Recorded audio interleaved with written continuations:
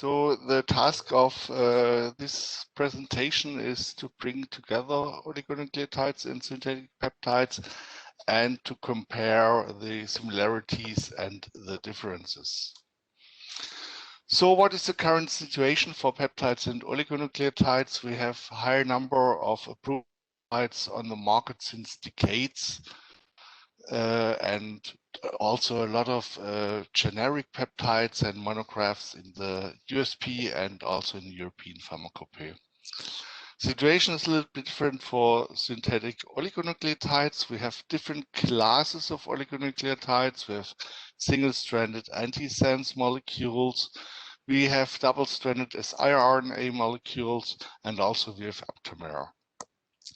We have several approvals over the last years, including the approval of 3 siRNA products in Europe last year. So both are synthetic oligomers and not biologicals. So the recombinant peptides are not in the focus of this talk today. And those classes are manufactured by solid phase synthesis, followed by chromatographic purification. What is also common for them, that the ICH-QA and B purity limits do not apply for these classes, and sometimes they are in the gray area between small molecule and biologicals in the companies and also in the agencies organizations. So what is important for submissions and module 3? So in the description of the manufacturing process for both classes, we need a detailed description of the manufacturing process, and there are still some discussion what should be included in the dossier in the description and what not. What is in the development section, what is in P33 or so, and this has to be clarified during the procedure. We need, of course, a batch definition and a scale. The operating ranges for all relevant process parameters should be included in the description. That means normal operating ranges, set points, critical process parameters, and so on. If there are any differences in coupling step for certain monomers or starting materials, these should be described and also should be a justification development section. Reprocessing steps, which are also very common for these kind of products, and the repurification of fractions, which is more relevant for peptides, should be described. Reprocessing should be validated if possible, or otherwise some justifications and statements should be included in the dossier how reprocessing is handled. So in general, we observed a trend for second chromatographic purification step for synthetic peptides, and we have to see how this develops in the future.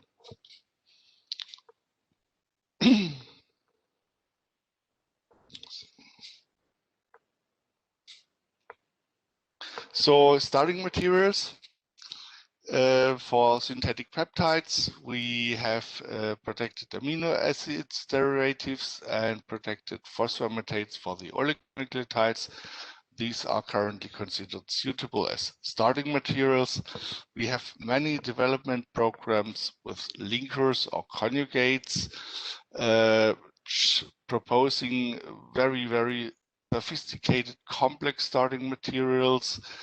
This should be in line with the justifications or in line with the question and answers from ICH-Q11, and also documentation of the suppliers expected, and change of the suppliers of the starting materials will result in a variation. In the dossier, we should have a short description of starting materials for the manufacturing process. That means how they are manufactured, and also a criticality assessment of the impurity profile. This is of special importance for oligonucleotides, how some impurities of the phosphoramidades are implemented in the structure of the final API. So we have also the chapter on control of critical steps and intermediates. So how the critical steps and parameters are defined and what are the related quality attributes. This is an important part of the control strategy. Also, holding times should be investigated and documented, and also stability and storage condition of some intermediates. There should be a risk analysis also for the definition of the routine testing. The frequency of in-process control testing should be documented. There should be some alert or rejection limits. The impact of criticality should always be documented. And also there should be a description of the analytical methods and also a short information on the validation of these methods, especially if there are some differences to release methods. So for the drug product, the critical steps and process controls of course depend on the dosage form, and there are of course difference if you have a simple buffered liquid solution or if you have a lipid nanoparticle where additional testing is required. So process validation are the same requirements for peptides and oligonucleotides, and also for the manufacturing process development, which is legally non-binding information, but in the meantime a key section of module 3. And for some recent submissions of peptides and oligonucleotides, we have observed a very, very high quality of these sections. We have only a limited number of design space applications but this was only for certain steps and not a design space as a whole for the whole manufacturing process. So how to characterize peptides and oligonucleotides? For peptides, we need a structural proof of the structure. That means the amino acid sequence, also a proof of disulfide bridge bonding if present. For example, oligonucleotide, we have 3 disulfide bridges. Data from MS studies are definitively state-of-the-art in the meantime. Usually we have data from admin degradation. The amino acid analysis becomes less important for new active substances, is more described in some monographs for generics, and for long peptides, sometimes we have also peptide mapping studies. NMR, including two-dimensional NMR studies, is more and more becoming state-of-the-art, and a lot of information and studies are usually included in dossiers. Also some data from other spectroscopic techniques, and also higher order structures should be addressed. From my point of view, this is more relevant for the product section, since higher order structures depend on the composition of the formulation and also the concentration of the peptide.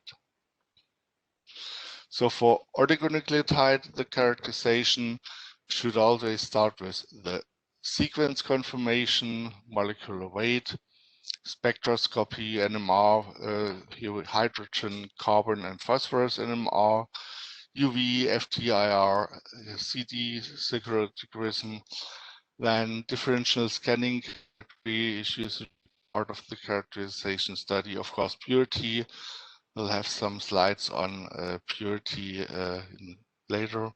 Then the counter ion content, the water content, the melting temperature, and also we have additional requirements for conjugated oligonucleotides and for aptamers.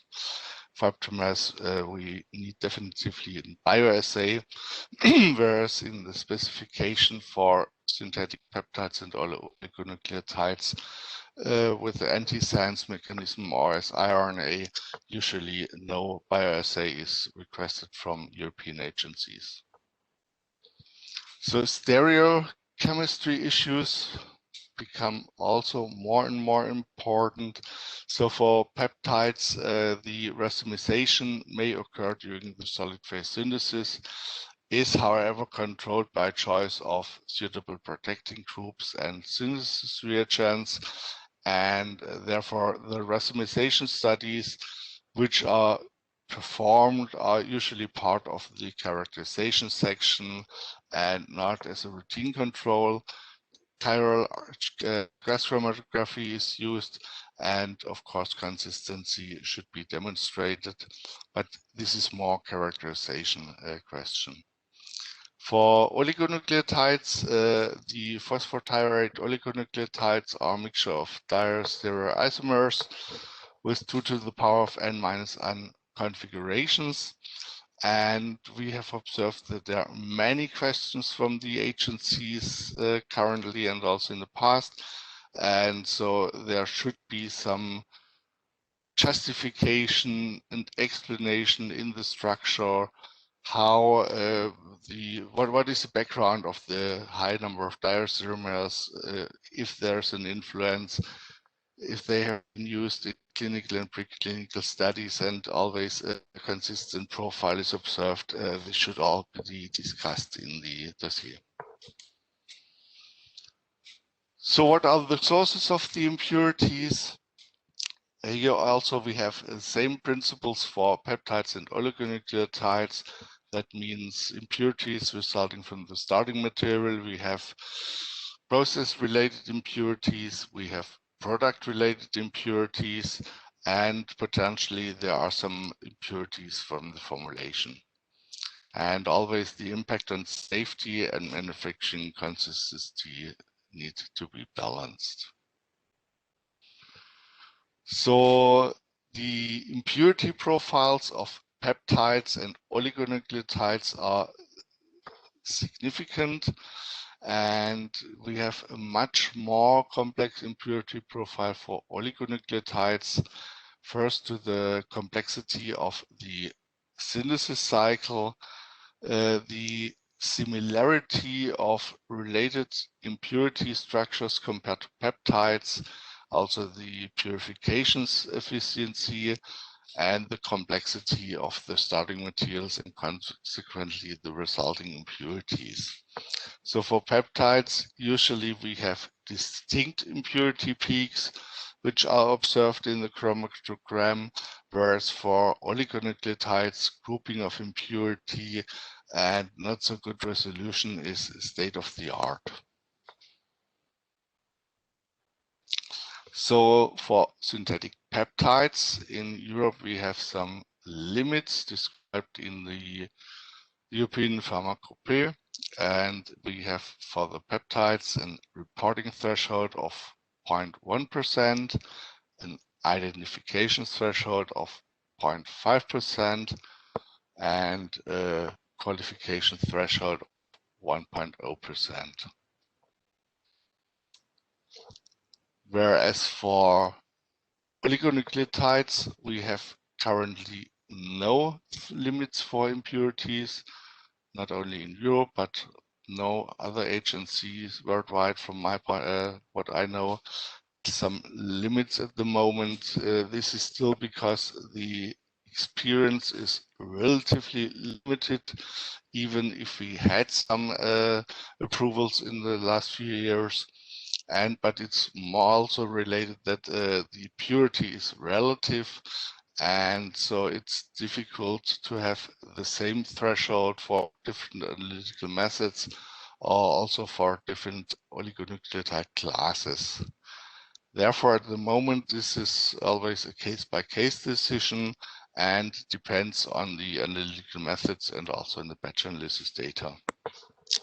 There have been made some proposals by a group of authors in the Capaldi paper published in 2017. In this paper, a reporting threshold of 0.2% is proposed, and its identification threshold limit for unspecified and unidentified impurities of 1.0%. But it's notable that a lower threshold have been observed in recent submission. But at the end, at the moment, it's always a case-by-case decision. So how to set the purity specifications for marketing authorizations? There are no differences between synthetic peptides and oligonucleotides. Only if we consider the grouping of impurity, which is more on the oligonucleotide side, but so clinical clarification is considered the most important aspect when setting the acceptance criteria, and the impurity acceptance criteria should not be wider than what has been clinical or toxicologically qualified. The differences in the manufacturing process to clinical batches has to be discussed and evaluated, and manufacturing process validation should show that commercial process result in a product that falls within the clinical qualified limits, and usually the plus minus threefold SD approach is adequate for the setting of specifications.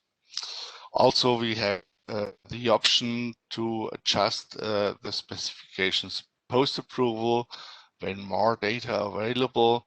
Then we can make a packet and have specifications which are justified by a higher number of batch analysis data. And also what is important, that data from early development batches which are not representative for the commercial process should not always be included in the specification setting. So what's about process-related impurities for both for peptides and for oligonucleotides? The depletion of reagents, catalysts, and solvents should be demonstrated together with a discussion on the criticality and the safety. We have approaches and in all cases a justification for the chosen approach should be provided. There could be end product testing, skip testing, in-process testing, or it should be demonstrated in depletion studies together with risk analysis in the process validation that a process-related impurity is consistently removed and not present in the drug substance or in the drug product. There's always the question about the number of batches which is sufficient for such approach, and also some small-scale studies and the representativeness of small-scale studies used in process validation for depletion experiments should always be justified, but there are several options. At the end, the justification is most important. So genotoxic impurities is a hot topic. We know the ICH-M7, and unfortunately peptides and oligonucleotides are excluded from the scope of this guideline. Nevertheless, the presence of potential genotoxic impurities need to be discussed in the submissions. Also, the presence of benzene, which could be a contaminant in several solvents, should be addressed. And to be honest, in reality, a compliance of synthetic peptides and oligonucleotides with the requirements for ICH-M7 is expected. And also, if we consider look on the development programs using complex linkers and other conjugation moieties, also the impurity discussion regarding M7 for these components is requested. Also, we have the topic of nitrosamine impurities, relevant for both for peptides and for oligonucleotides. There are some publications on the EMA website, what is requested, and also information and guidance. So in principle, the applicant is requested to provide a risk evaluation concerning the presence of nitrosamine impurities in the product in question. That means the API and the drug product. and in case a risk of the presence of nitrosamine in the product is identified, then testing and according measures, if applicable, have to be implemented before the end of the marketing authorization procedure. And also some information, which information has to be presented in which section of module of the CTD. So we have usually orthogonal purity methods for peptides and oligonucleotides. For peptides, orthogonal methods are recommended in order to minimize the risk of co-evaluation of impurities with the main peak or with each other. And for many peptides applications, orthogonal purity methods are used. UPLC becomes more and more state-of-the-art, and a single purity method may be sufficient when specificity and selectivity has been demonstrated by validation data and or for segregation studies. But for some peptides, dimers, multimers, or aggregates need to be addressed by additional purity methods. So what's about oligonucleotides? So for antisense oligonucleotides, both approaches have been used. First approach, a combination of two orthogonal methods, RP-HPLC and ion exchange chromatography, but also a single LC-MS method could be sufficient. That means the combination of UV and MS detection. For double-stranded oligonucleotides, we have added complexity. So we need a control of the single strands, also a combination of two orthogonal analytical methods, but also again, one LC-MS as a single method could be appropriate if justified, and also the combination of non-denaturating and denaturating methods and the two orthogonal denaturating methods to control the doublets. I will not go into detail to these potential specification attributes. You will receive after the workshop the link with where the presentations are included, and then you can look into more detail. So let's go directly to stability. Both peptides and oligonucleotides are usually stored at -20 degrees Celsius, the API, and there should be identification of degradation pathways by stress testing early on.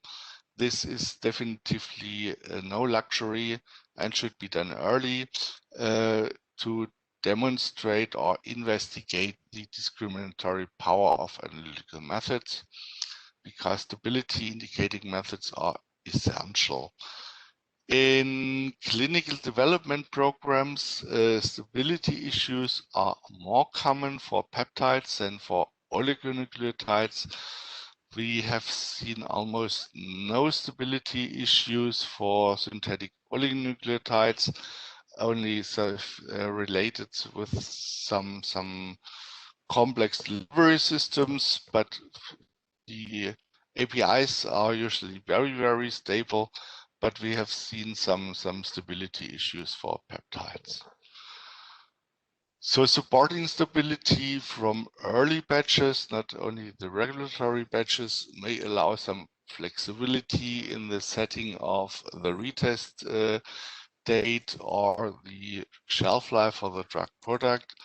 And also if you have changes of the analytical methods during the development program, retesting of aged batches is recommended to have analysis data with both method, and these data should be provided in a sufficient form that the assessors can compare the results. So at the end, a few words on sterilization of the drug product. We have the guideline on the sterilization of the medicine product, active substance, excipient, and primary container.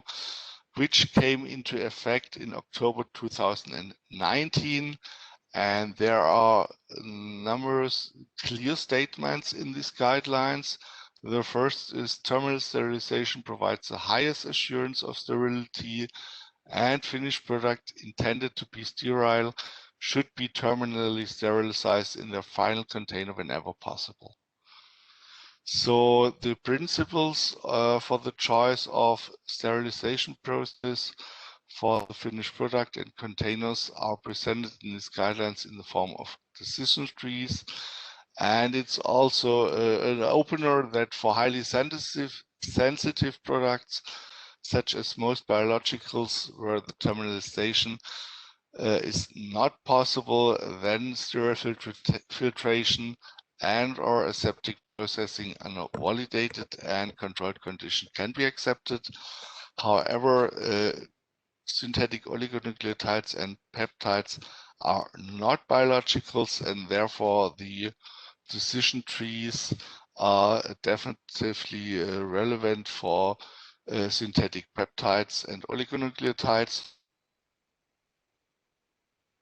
to enable sterilization, and the efforts made to develop a formulation and container capable of undergoing terminal sterilization should be presented in the development section.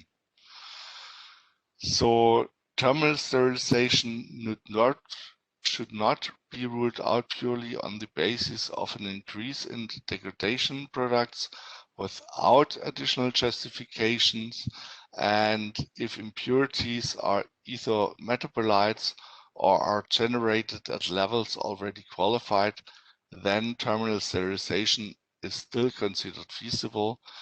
And if the degradation products are not qualified at the level at which they occur, then sterile filtration and aseptic processing may be selected. However, arguments like we've always done it like this, or it has been accepted always for other oligonucleotide or peptide processes in the part, are definitively not acceptable as a justification. So, but of course, numbers question remain with this guideline. So, which level of degradation for an oligonucleotide or peptide is acceptable? Which qualification data are needed, also which other quality attributes are affected besides purity.